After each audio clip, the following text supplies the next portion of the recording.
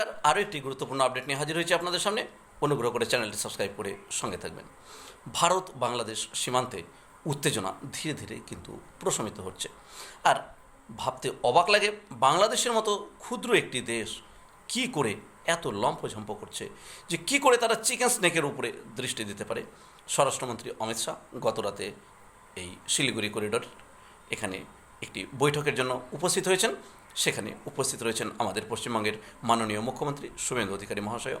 এবারে কথা হচ্ছে, বাংলাদেশের এই লম্ফঝম্পের পেছনে কী কারণ রয়েছে। আমরা সকলেই জানি, চীন এমন একটি দেশ যা কোনো কালে ভারতের এত ভালো বন্ধু ছিল না। আমরা জানি যে চীনের যে বাজার, সেটা কিন্তু মূলত নির্ভর করে ভারতের উপরে। তারা ভারতবর্ষেই সমস্ত তাদের প্রোডাক্টগুলোকে বিক্রি করে, কিন্তু বর্তমান পরিস্থিতিতে ভারতবর্ষে তাদের বাজার ধীরে ধীরে খারাপ হয়ে যাচ্ছে।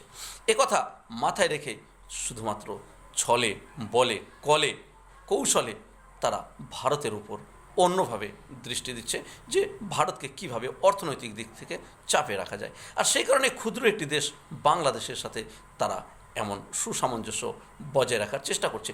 বাংলাদেশ অর্থনৈতিক দিক থেকে একেবারেই দুর্বল।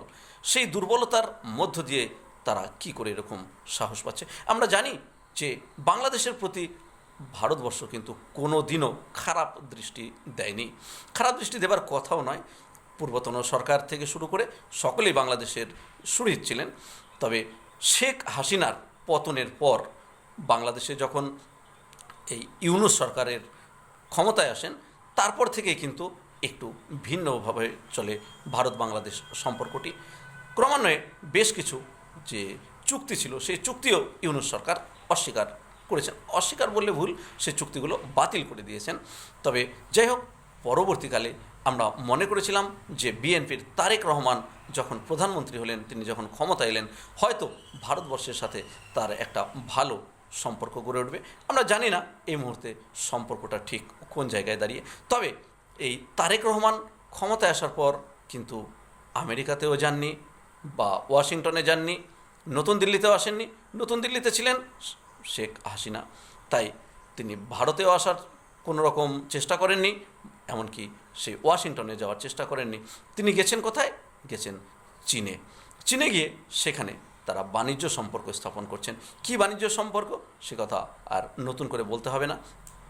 এইরূপ অবস্থায় বাংলাদেশ এমন দারিদ্র অবস্থায় 24টি ফাইটো যে প্লেন, যে ফাইটার প্লেন যাকে বলা হয়, সে ফাইটার প্লেন কেনার পরিকল্পনা করছে।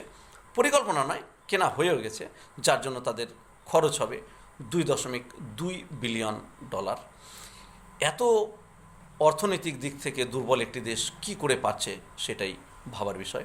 এদিকে তিস্তা প্রজেক্টের উপরে সরাসরি নাক গলাচ্ছে চীন তিস্তা প্রজেক্টের উপরে সরাসরি নাক গলিয়ে ভারতের সাথে বাংলাদেশের সম্পর্ককে আরও খারাপ করে দিতে চায়। চীন যে সমস্ত ফাইটার জেট বিক্রি করলো বাংলাদেশকে, আমরা জানি অপারেশন সিঁদুরের সময় এই রকম সুপিরিয়র কোয়ালিটির যে ফাইটার জেট শুধুমাত্র তারা কিন্তু পাকিস্তানকে বিক্রি করেছিল। তাহলে এবার বাংলাদেশকে বিক্রি করছে, তার অর্থটা কিন্তু সত্যি ভাববার বিষয়। তাহলে এরকম পরিস্থিতিতে শিলিগুড়ি করিডোরে উত্তেজনা বাড়ছে। তবে ভারতবর্ষ কোনো দিক থেকে কিন্তু দুর্বল নয়। সে আকাশপথ হোক, জলপথ হোক, স্থলপথ হোক, সব দিক থেকেই ভারতবর্ষ সুসংগঠিত, এবং ভারতবর্ষের যে নেতৃত্ব তাও কিন্তু যথেষ্ট শক্তিশালী। সমগ্র পৃথিবীতে ভারতবর্ষের সমকক্ষ বা ভারতের সাথে পাল্লা দেবার চেষ্টা কিন্তু কোনো দেশ করে না। তাহলে বাংলাদেশ চিকেন স্নেকের দিকে বা শিলিগুড়ি করিডোরের দিকে এত পরিমাণে ঝুঁকে পড়ছে কেন? নিশ্চয়ই এটি একটি ভাববার বিষয়। যাই হোক, গুরুত্বপূর্ণ আপডেটের জন্য চ্যানেলটি সাবস্ক্রাইব করে সঙ্গে থাকবেন। ধন্যবাদ।